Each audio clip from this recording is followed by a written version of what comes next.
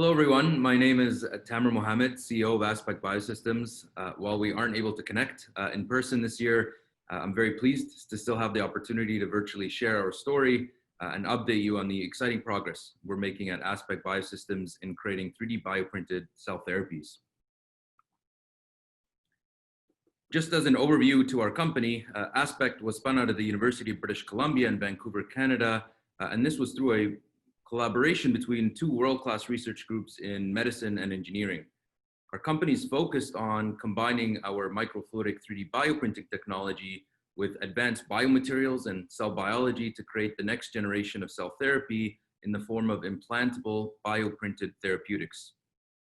Since we left campus and spun out from the university and started ramping up our commercial operations in 2016, we've hit several key commercial milestones.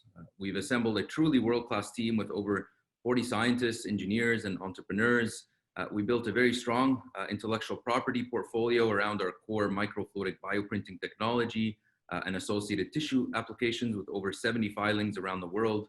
We've created strategic partnerships with some of the biggest names in our industry, including the likes of Genentech, Johnson & Johnson, GlaxoSmithKline, Merck, JSR in Japan, and others on different applications of our platform technology.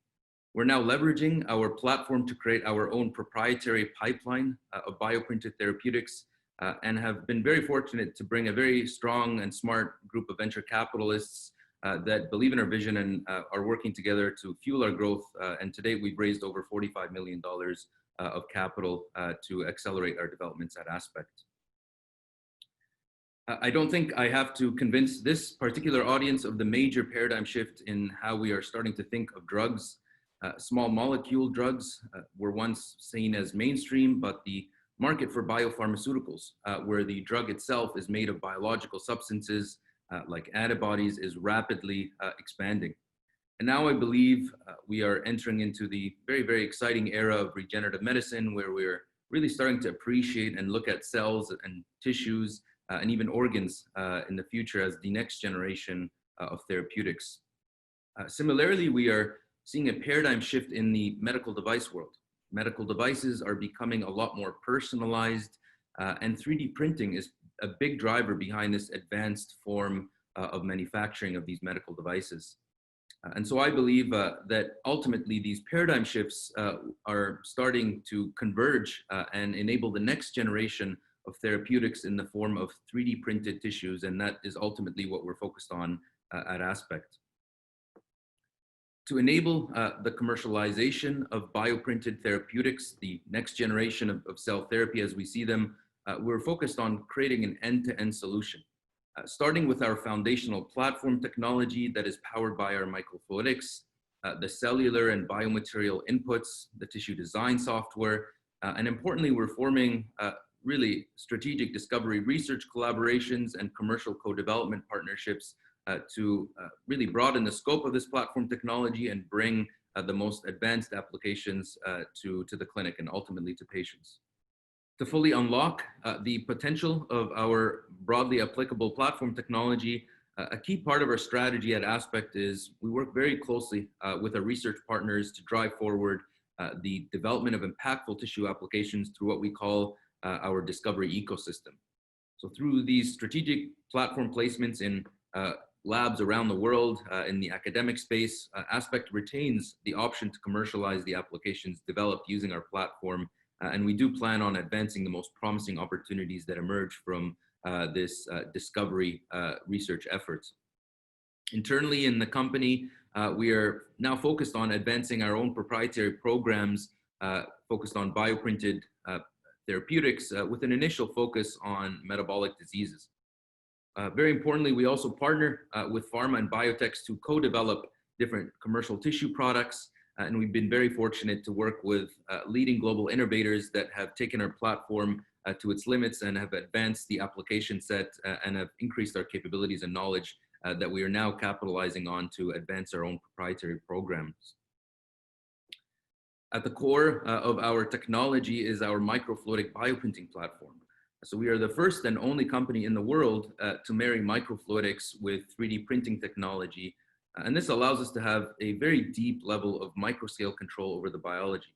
So with our platform, we can integrate, process, and 3D print multiple different biomaterials loaded with therapeutically relevant cells in real time to create living microscale fibers.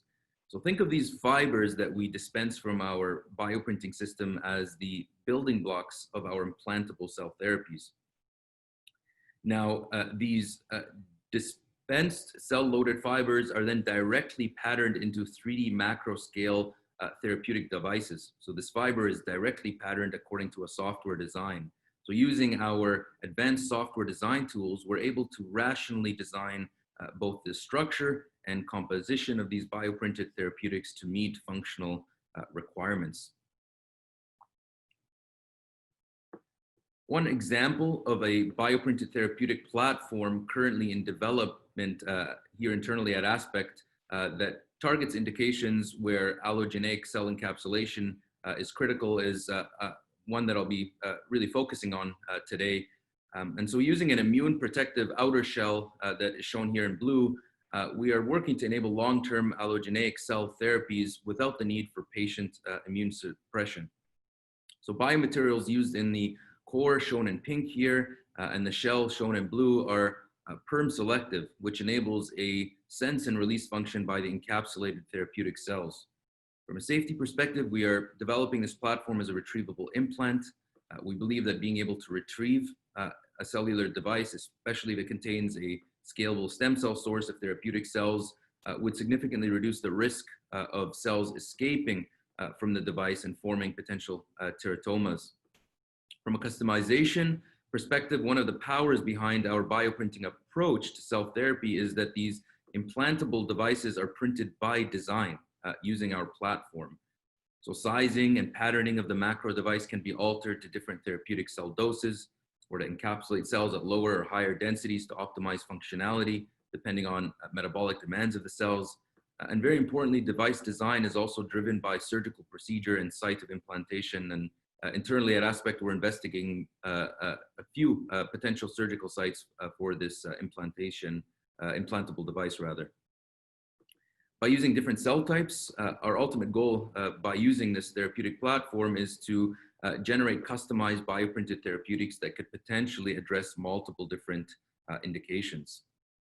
So one of these first indications that we are applying this bioprinted therapeutic platform towards is type 1 diabetes.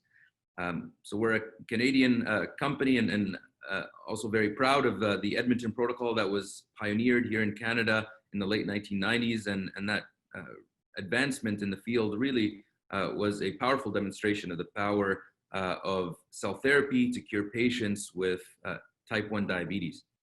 But there are limitations in that with the Edmonton protocol, we are subject to limited availability of donor islets, as well as the need for long-term patient immune suppression with associated risk factors.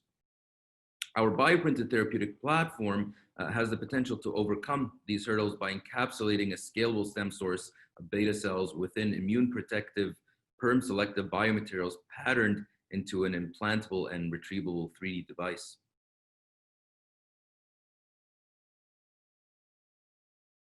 Generating insulin, as many of us know, is a highly metabolically demanding process. So beta cells are very sensitive to reductions in oxygen or nutrient supply. In our early observations with primary human and porcine islets, we made the observation that suspending islets in a bioprinted 3D matrix could help maintain islet viability by preventing the clusters conglomerating into large cell masses that tend to undergo necrosis in the core. But when we look at incorporating these cells in permeable 3D matrices, this conglomeration is prevented, so islets tend to maintain viability long-term. And so that is demonstrated on the left-hand side. Another very important point is freshly isolated islets also vary in size, making them difficult to print consistency. Larger islets are also prone to developing necrotic cores. So on the right, we show that printing and viability can be improved by using what are known as pseudo-islets. So these are uniform cell clusters formed by enzymatically dispersing primary islets and then reaggregating them. So viability of islets and reaggregated islets at 7 days post-printing, as shown by fluorescent live dead assay, is almost 100%. The pseudo-islets, however, are a more homogeneous distribution within the printed fiber and function as measured by glucose-stimulated insulin secretion at 7 days is improved in the reaggregated islets compared to the bioprinted primary islets. So these structures will be tested in upcoming animal studies to determine the ability of these bioprinted cell implants to control blood glucose in immune-competent animals. We think a beta cell device that immune protects functional cells and can be used with systematic or systemic immune suppression could expand primary islet cell therapy to a broader number of patients.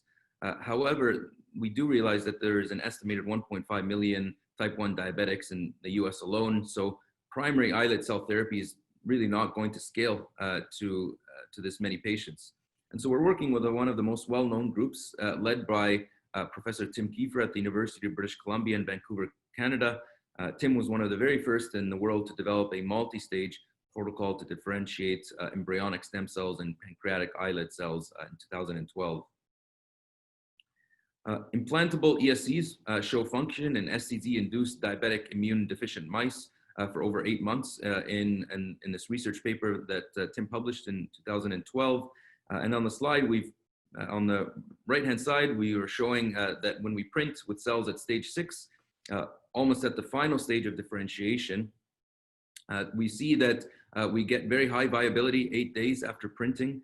Initial GSHA studies demonstrate bioprinted stem cell-derived islet-like cells become functional after 7 days in culture post-printing, which suggests that the bioprinted 3D environment is, in fact, supporting the final stages of cell differentiation. In addition to our proprietary type 1 diabetes therapeutic program, we are working with our Japanese partner, JSR, to develop bioprinted human liver tissue. Initially, these tissues are being used as highly physiological in vitro tissue models for drug-induced liver injury, with the ultimate goal of advancing and applying our knowledge towards regenerative medicine in the liver space. So for this partner program, primary human hepatocytes were used. The chart shows albumin release for bioprinted co-cultures of primary hepatocytes with endothelial cells. And we're now exploring applying this technology therapeutically. So our primary human hepatocyte data indicates that our bioprinted therapeutic platform could also be used to encapsulate allogeneic liver cells as a therapeutic for multiple liver disorders. So we believe that it is highly likely the case that the efficacious dose of cells for a liver implant will be far greater than that required for our type 1 diabetes program. And so our focus on printing scalable stem cells for this program is even more important. And so on the right-hand side, we are demonstrating our ability to print and maintain viability in iPSC-derived hepatocytes, which sets us up for exploring this further. And we currently have studies that are ongoing to determine whether a hepatocyte-containing fiber-based device that is printed using our technology can maintain viability and function in animals. So lastly, I'd really like to acknowledge our amazing team at Aspect. It's easy for me to present our progress and our story, but they are behind all of the amazing work that we're conducting here at Aspect. And we're also extremely fortunate to work with innovators around the world. And so our partners add tremendous value to our vision that we are all aligned around, which is to use our deep technology platform to create cutting-edge bioprinted cell therapies and to ultimately have a clinical impact and provide meaningful impact to patients. So lastly, I'm looking forward to connecting with you throughout the meeting and really continuing to update our regenerative medicine ecosystem on our progress and to connect the dots on opportunities for collaboration and partnership to move the regenerative medicine space forward and deliver the strong potential that this approach has to patient care. Thank you very much.